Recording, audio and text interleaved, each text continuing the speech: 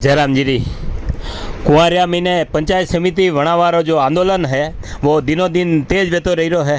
आज चौथे दिन भी कुंवरिया कस्बो बंद रहो।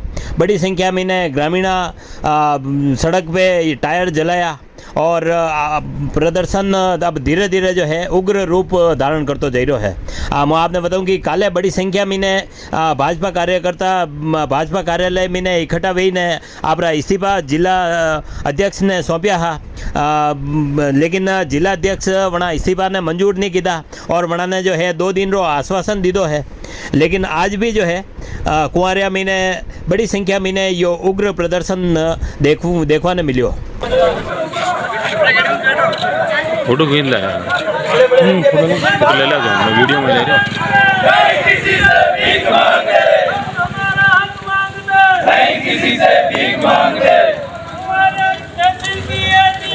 पंचायत समिति